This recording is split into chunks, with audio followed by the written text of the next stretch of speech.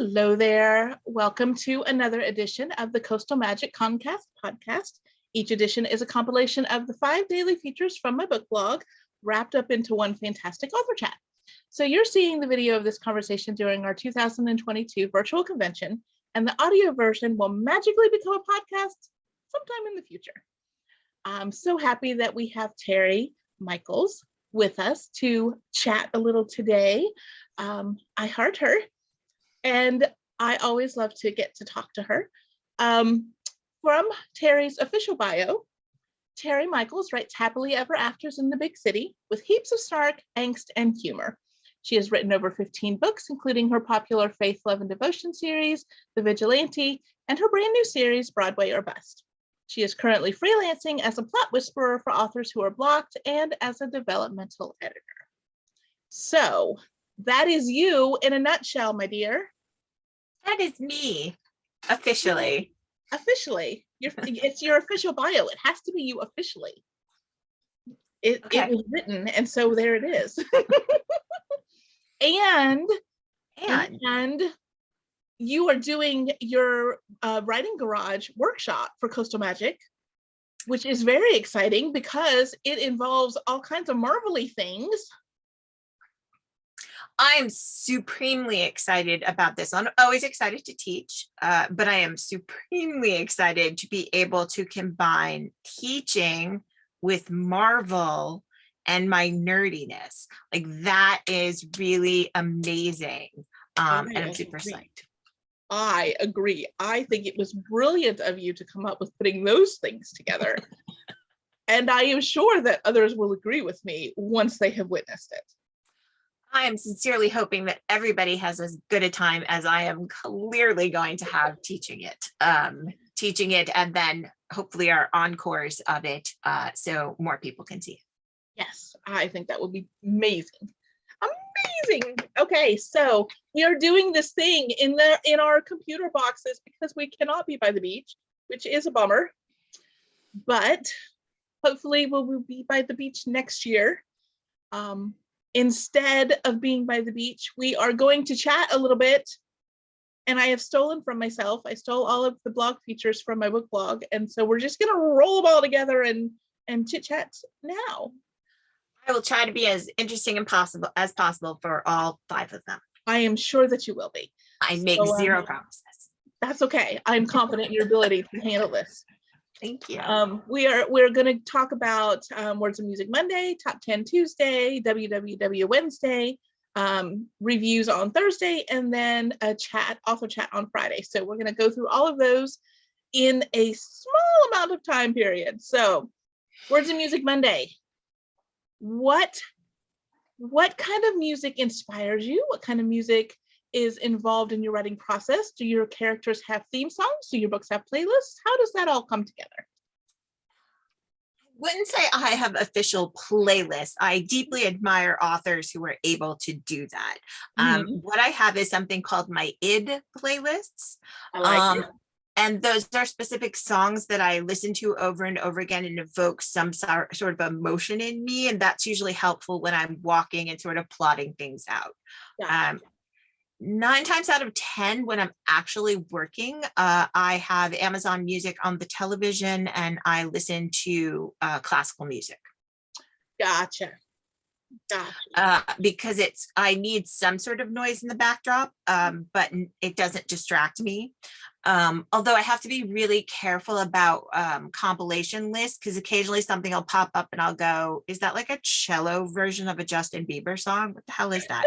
And it pulls me out of working. So I have to be very specific, like 100, best classical songs of all time or something like that.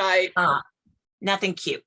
And so that's usually on in the background when I'm working. Occasionally I'll put on, the Pandora Disney music, but that's less rare because classical music helps me focus. Right. Although this was all out the window when I started writing the Broadway or Bust series. Right. Because that was nonstop show tunes for about 3 months. And now sort of back into it, but book 2 is the writers of the musical that we Gotcha. discovered in book 1 in Snowmageddon. So in number 2, it's writers. So I actually have to adopt their internal playlists. Oh, So I've been listening to a lot of Taylor Swift. And 2010 pop music. Very interesting. So for your own personal listening, which is your favorite Broadway show tune soundtrack to listen to? So hard to say. I love the classics. So I'm a West Side Story, South Pacific, Nice. Camelot kind of gal. Mhm. I love Pippin. I love Follies. Like I love Sondheim. I could probably listen to the Phantom of the Opera soundtrack straight through without blinking 3 times in a row. Gotcha. So I like the big dramatic classic ones, not necessarily a poppy sort of current person. Gotcha. But that's just that's where I started in terms of Broadway music. So it was literally South Pacific, Fiddler on the Roof, which I could listen to 3 times in a row without blinking. Gotcha. And that sort of thing. So I like the big dramatic sweeping That's dramas. cool, though. Yeah. It's very those things lead to very authorly type emotions, that whole building climax, Yep. I get it. It really does. It's just every musical, a good musical, every song is a story or a character internal breakdown. Pretty much. It's so helpful. So kind of them to offer these things up for you. Thank you. I really feel that drama. Yeah. Right. Nice. Okay, so moving from Monday to Tuesday. Tuesday we have top 10 lists, and that can be 10 things about you, 10 things about your books, 10 things about the world in general, 10 things that made you smile, 10 things you want to learn how to do. What 10 things are we going to chat about today? The 10 things I cannot write without. I like it. Because nobody wants to hear my top 10 opinions about the world. That'll be a conversation for you and I another time. Yeah, when we're all in Florida at the bar, then we could have that conversation. There we go. We're not having it in this happy little conversation that we're having here. Okay. So here's my top 10. So of course the number 1 is and will always be Diet Coke. Okay. I do not function without it, and I sure as heck cannot sit down and write without it. It does not. The next 3 things are very important for scribbling purposes. Okay. Because sometimes I can't write it down and I don't know what to do with it, but it's not coming out, or I had a thought for something else. And so I must have a cheap notebook, not a nice one, not a classy one, not something with a little inscription. No, 99 cents. Gotcha. I have a stack of them. So I have to have a place to scribble. I must have a purple pen. I like it. It must be purple. I don't know why, but it has to be purple. Okay. Absolutely purple pen and Post-it notes. I actually don't know how to write a book without Post-it notes. Now, you may think of the writers you see with their beautiful boards and their Post-it notes, characters and thought. Right. No, I'm not that good. But just literally, once again, me having a, wait, hang on. So I do this a lot. I'm in an office with paper, pens, and everything all over the place, but I will occasionally be like, wait, hang on for a second. Get my book. And I write it down and I stick it all over the place. And then at the end of my writing session, I collect all of them. And I put them in the crappy notebook. I like it. Yes, that is my process. That is why when I teach, I say, never follow my process. It's only for insane lunatics. We're at number 5, which is my Pomodoro timer. Okay. I highly recommend this. for those of us who have ants in our pants, but we also would like to finish a book in less than 5 years. Put the Pomodoro on for 50 minutes. You right. And then you get a break. I like it. Very helpful. Very, very helpful. I have already mentioned the Amazon Music app on my television. Yes. Bless it. Although my husband and I share it, and we have very similar taste in music. So he spends a lot of time going, what the hell is this? Let's see. A giant jug of water. Okay. Not because I like it, but because I feel like I should. You should. I have job, it. Tere. Good job. I'm not happy about it, but I have it. So I'm not a bad person. My cup of markers, so I can more scribbling, although sometimes I will color while I'm trying to figure out a scene. Mm-hmm. Because That's good. it keeps my hands moving and my brain moving as I'm trying to work it out. Let's see, Grammarly and spell check. I thank God have editors who understand my limitations when it comes to grammar and spelling. We don't discuss it, they just fix it. And they don't ask me questions about commas. I don't, whatever magic you do. But I would like to not send them something that looks like a second grader wrote it. Right. So Grammarly and spell check. I like it. At all times. And the last thing is really the most important, which is more Diet Coke.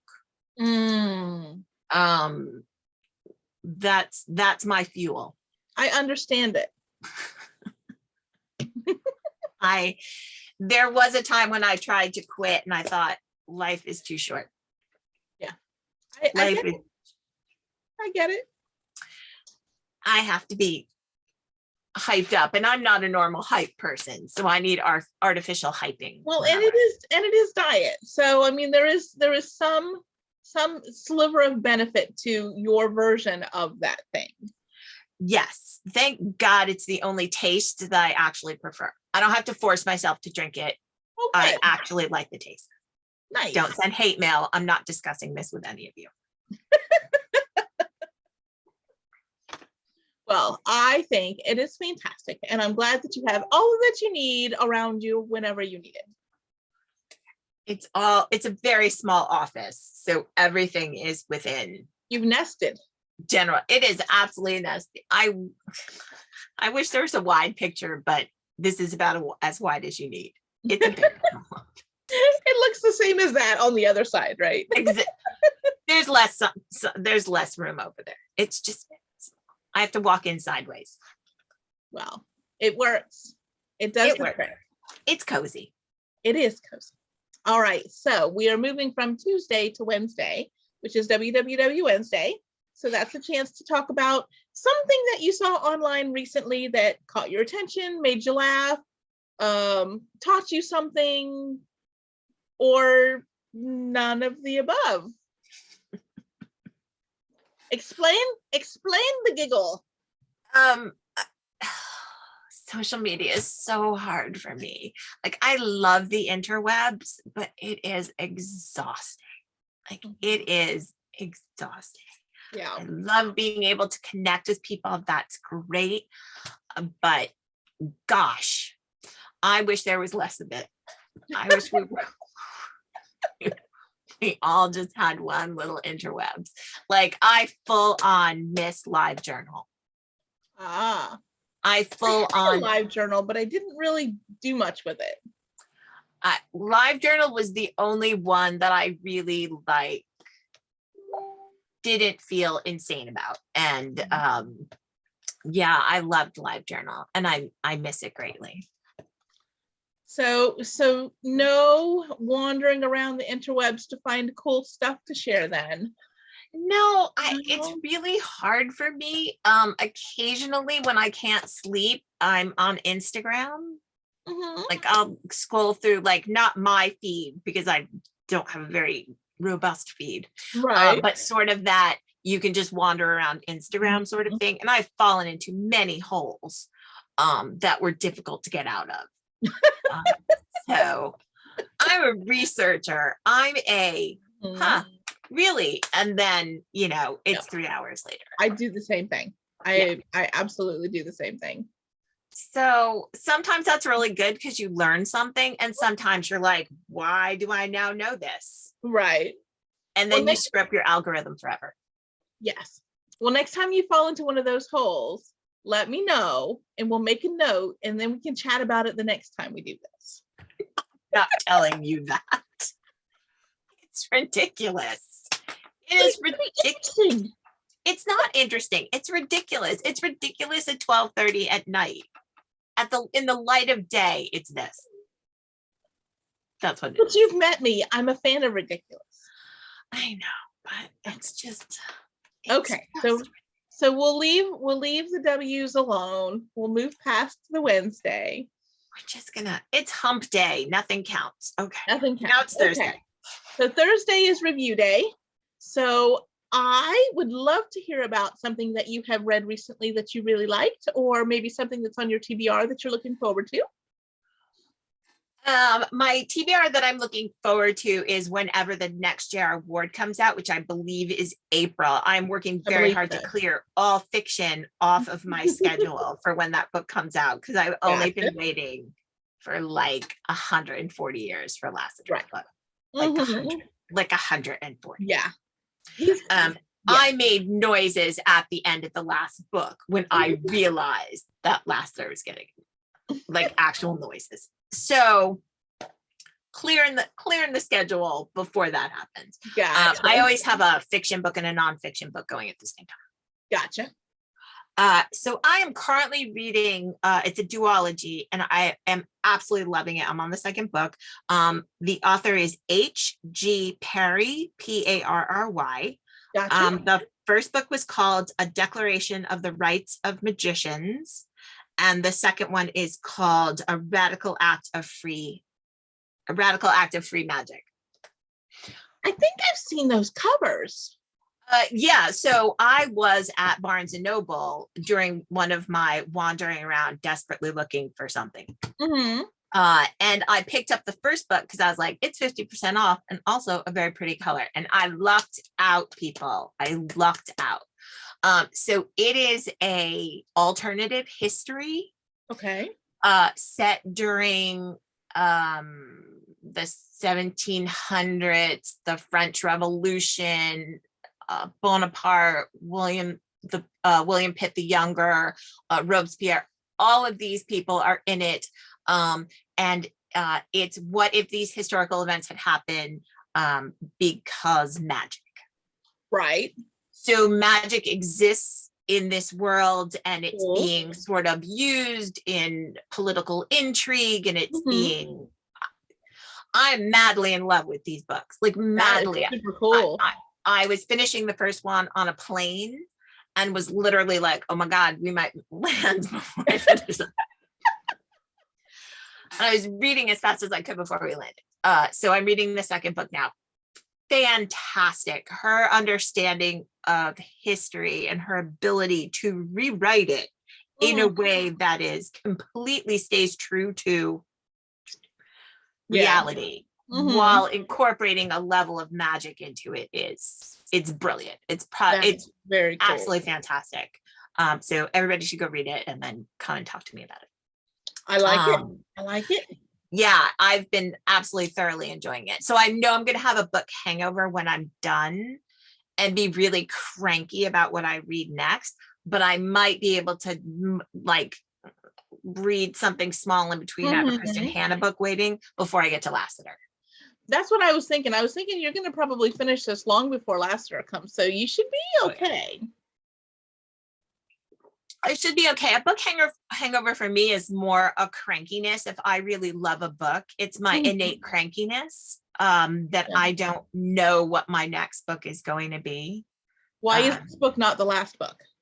Right. Or why is it the next book I pick up? Like, I'm so paranoid about the next book I pick up not being good. I've told this story, but a couple of months ago, I was walking around Barnes and Noble. We have a huge Barnes and Noble, and I was walking around forever. And a saleswoman was like, "Excuse me, can I help you find something?" And I said, "I don't know if what I'm looking for has been written." And she gave me a look like I was a concern, and then she walked away from me, because how do you respond? Well, that to me, because I used to work at Books A Million, and to me, that would be the opening of a conversation. I would take it. I used to work at Walden Books a billion years ago. And that would absolutely be a challenge for me. Like, all right, let's go. Let's start giving me favorites and let's see. But she literally could not get away from me fast enough. That's unfortunate. I know, that's sad. But yeah, so I'm very difficult. I know it's shocking to believe. I'm very hard to please when it comes to books. Well, I will have to feed you some of my favorites, and maybe you can pick through on your in-between times. Okay. But April, I'm busy. I am aware. I have made a note. It has been noted. You're good. All right, so moving on from Thursday reviews, we go into author chat, which is essentially finding out what's happening in Tere world. So what have you had? Well, I know what you've had released recently, but you can tell people who may not be aware what you've had released recently. Anything that you've got coming up, and or anything else happening in your world, bookish or otherwise, that you would like to share. So Snowmageddon, the first book in the Broadway or Bust series, came out at the end of November, which was super fun. Sort of introduced everybody to the world and the main character. I am currently finishing up book 2, which is called Rain. Yay! Which is called Rain and a Detour, which is about the 2 guys who wrote the script that Luca found in book 1. And it is a second chance romance. Oh, very sweet. Yeah, although these 2 have a lot to get through before they can get to the second chance. It's a lot of angriness. But I've been waiting to write this book for a very long time, because I've had this specific scene in my head for several years now. And so I've just been waiting for this book to form around this one particular scene. That is amazing. Yeah, my process tends to work that way. I tend to have something in my head for a very long time. This was supposed to be the first book, but the first book turned out to be Luca meeting everybody. And so finishing that up, and then we'll start work on book 3, which is friends to is enemies to lovers. Gotcha. So excited about that one too. So I'm like hip deep in the world of Broadway musicals for the foreseeable future. Not a bad place to be. It's really not. It's just really not a bad place to be. So I'm super enjoying that. Excellent. And just doing a lot of stuff with the Writing Garage, which is my company. We've started a writers group. I'm teaching a lot. And very cool. You know, I love to talk about craft. So I just decided to do that for a living. I love writing and talking about craft. So again, not a bad way to spend your time. Not a bad way at all. So that's what's happening with and me. We are very glad that you have chosen to do that, quite frankly. As the benefactors of your efforts, we are very happy that this is how you have chosen to spend your days. Thank you. Life is too short not to do the stuff that you love. And, you know, it makes me happy to write, but it also makes me happy helping other people write. Getting unstuck or fixing a project or just starting, you know, that makes me happy too. So very cool. Well, I don't write, you know, I'm not an author. I have no interest in becoming an author. I love authors. I think you people are amazing. I do not want to be one of you. However, I actually every Wednesday attend, I guess, for lack of a better word, an online write-in because I use that time to work on blog projects or, recently work on Coastal Magic stuff, because it's dedicated time with a little break, dedicated time with a little break. It helps me keep focused too. So even if I'm not writing a book, I can still benefit from that process, which I think is super cool. And writing is writing. I use some of the same techniques that I talked about before. Like I'm writing articles for The Verve, which is a website and newsletter for readers and for writers. So, or when I teach at Savvy, like I use that same sort of because to me, it's all the same creative energy. You know what I'm saying? And it's sort of reining in the creative energy and actually making a product out of it, because if writing was just me sitting around thinking about stories, it'd be much easier. But it doesn't work like that, unfortunately. So yes, it's good to have those little sort of moments where you're like, all right, this is when we're working right here, and to have even invisible support of other people who are also going through the process. Yes, it's very helpful. Very helpful. So I might have to poke on into your little group and try to use some of your dedicated time. Be nice.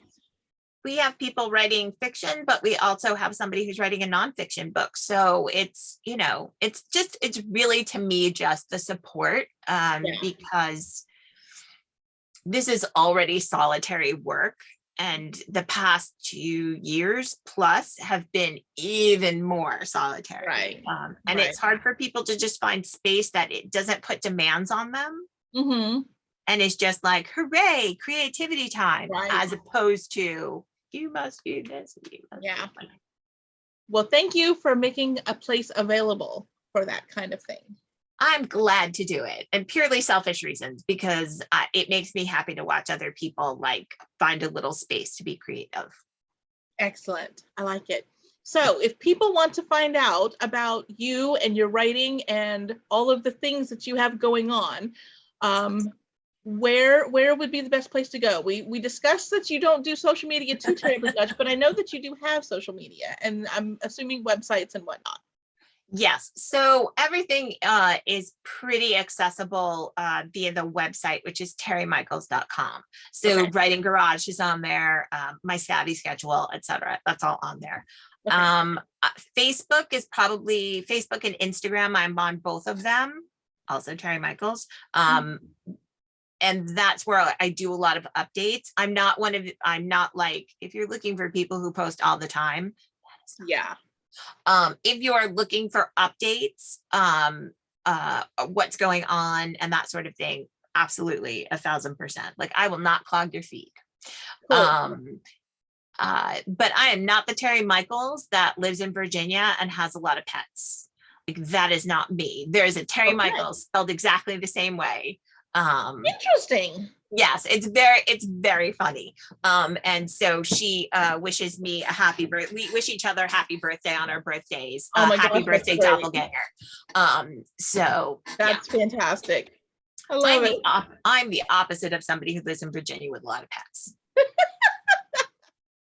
It's not me. That's hilarious. Okay, my dear. I think we have managed to get through all of it. And it was a lovely little chat.